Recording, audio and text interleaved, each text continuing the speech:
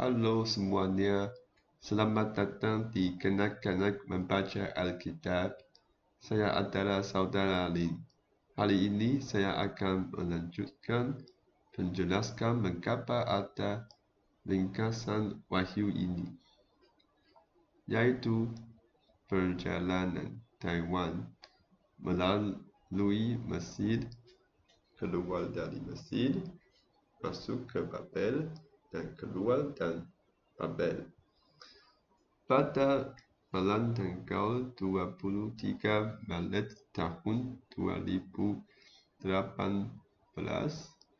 ketika saya membaca pasal 12 dalam kitab Wahyu, saya menerima wahyu-wahyu sebelumnya yang juga penting. Tetapi wahyu di sini adalah yang penting dan mendesak. Jadi saya membahas bagian ini terlebih dahulu. Pada ayat pertama, terlihat suatu visi besar dari surga. Seorang wanita muncul berpakaian matahari, menginjak bulan, dan memakai mahkota dengan 12 bintang di kepalanya. Malam itu, saat saya membaca ayat ini, muncul suatu pemandangan di langit.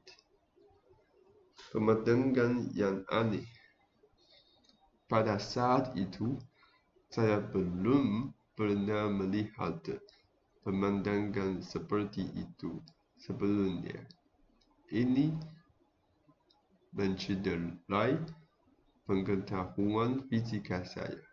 Karena dari segi fisika, jika kita ingin melihat misalnya ponsel ini, kita membutuhkan cahaya yang mencapai ponsel tersebut, lalu mencapai mata saya.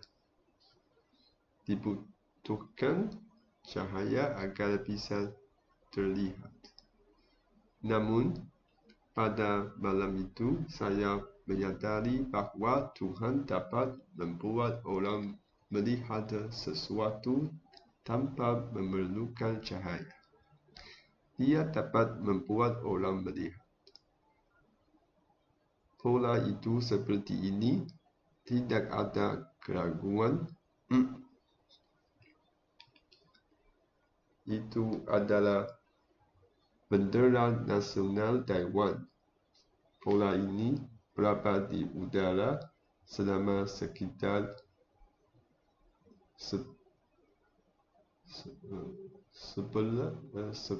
10 detik dan kemudian menghilang. Ayat-ayat berikutnya dalam kitab Wahyu pasal 12 menggambarkan Yahanil dan bersakit dalam bersalin dan menyusahkan diri berteriak. Dan tampaklah suatu tanda besar di langit. Sebuah naga merah besar yang berkepala 7 dan bermahkota 10, dan di antara kepalanya ada 7 dia.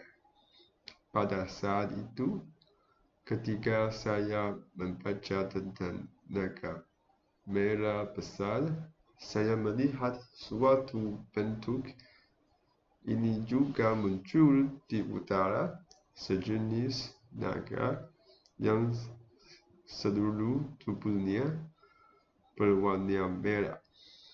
Ini adalah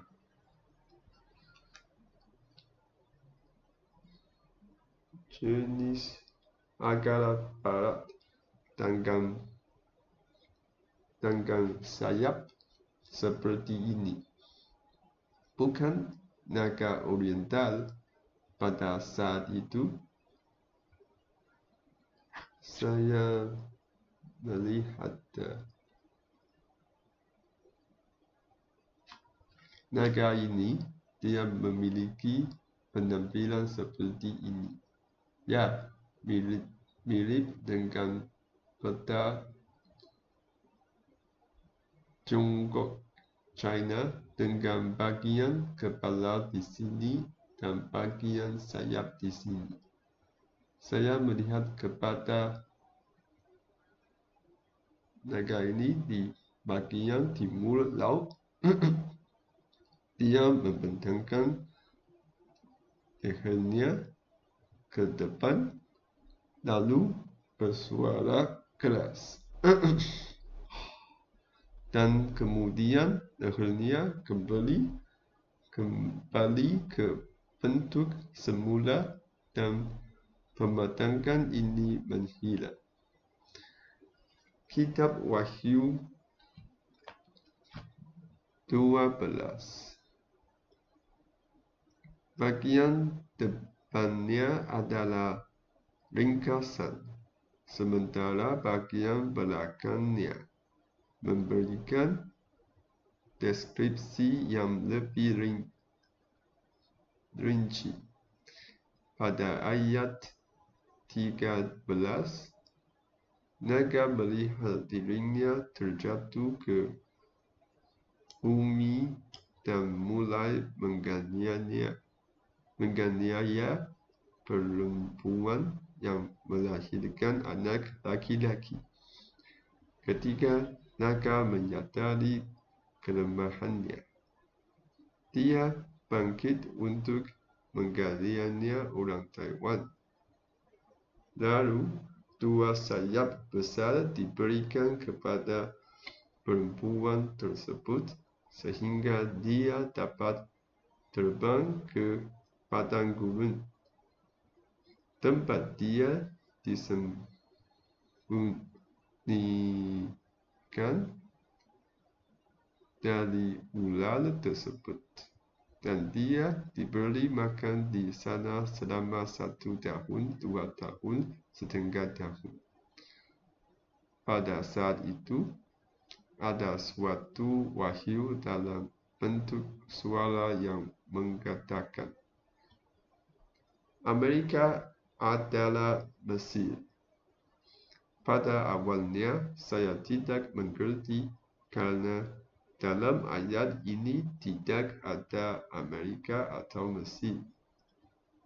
Namun, ketika saya menanggung wahyu-wahyu ini kemudian, saya menyadari bahwa Tuhan sudah memberitahu saya apa arti burung elang ini di bagian sebelumnya. Ini ditemukan dalam kitab Wahyu 4:6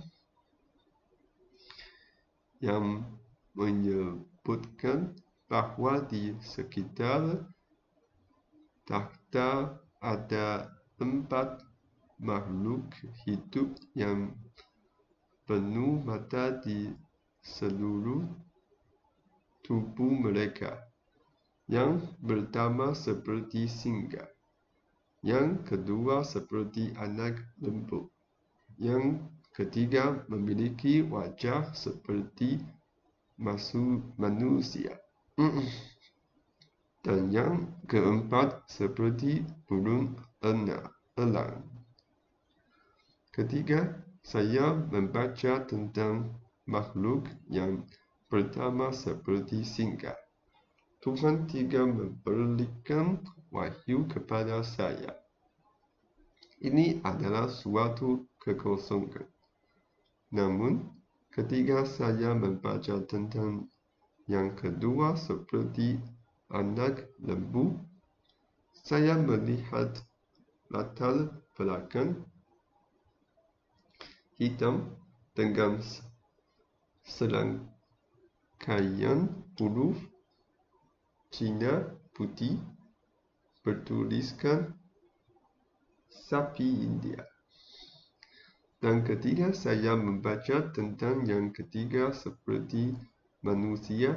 Saya melihat latar belakang hitam dengan serangkaian huruf Cina putih bertuliskan orang Cina. Ketiga, saya membaca tentang yang keempat seperti burung elang. Saya melihat latar belakang berwarna hitam dengan serangkaian huruf besar berwarna putih yang menulis American Eagle yang berarti elang Amerika. Ketiga, saya merujuk kembali ke pasal 12 ini. Burung elang besar ini merujuk pada Amerika. Amerika memberikan 2 sayap kepada orang Taiwan, memungkinkannya untuk terbang ke padang gurun, yaitu ke Amerika, untuk bersembunyi dari ular, dan di sana dia diberi makan selama 1 tahun, 2 tahun, setengah tahun, atau 3,5 tahun. Jika orang Taiwan tidak meninggalkan Amerika setelah masuk, maka tidak akan ada periode 3,5 tahun. Periode ini terjadi karena ada masuk dan keluar. Barulah kemudian saya memahami arti. Amerika adalah Mesir.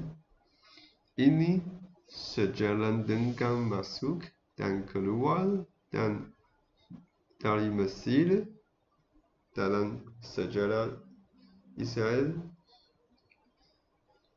Inilah bagian pertama dari ringkasan wahyu ini. Bagian kedua dapat ditemukan dalam kitab Wahyu pasal 18 ayat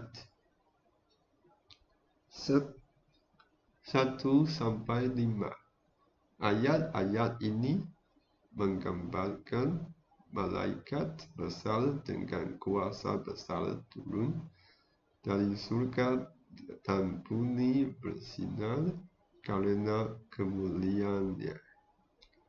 Malaikat ini berseru dengan keras, mengumumkan kehancuran kota besar Babel yang telah menjadi tempat tinggal setan dan sarang roh najis.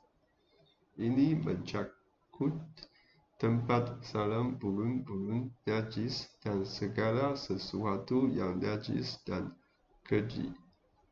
Kehancuran Babel terjadi karena bangsa-bangsa telah meminum anggur kemarahan besar yang diputar oleh Babel. Para penguasa di bumi terlibat dalam persaudara, dan pedagang di bumi menjadi kaya karena kemewahan Babel. Suara dari surga memperingatkan umat Tuhan untuk keluar dari kota tersebut agar mereka tidak turut berdosa dan menerima hukuman bersama dengan Babel. Ini karena dosa-dosa Babel yang sangat besar. Dan kejahatan-kejahatan tersebut telah dikenang oleh Allah.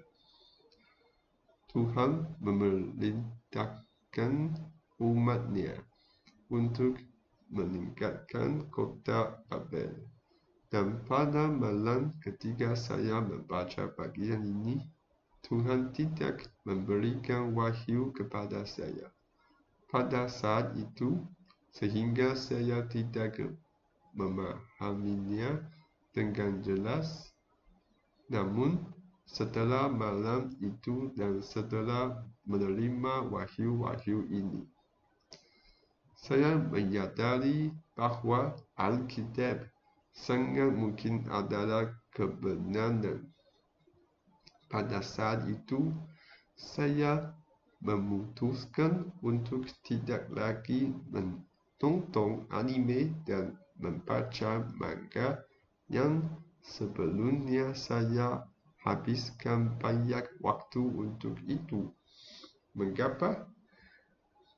Karena semua hal itu adalah hal-hal palsu. Dan saya bahkan belum memahami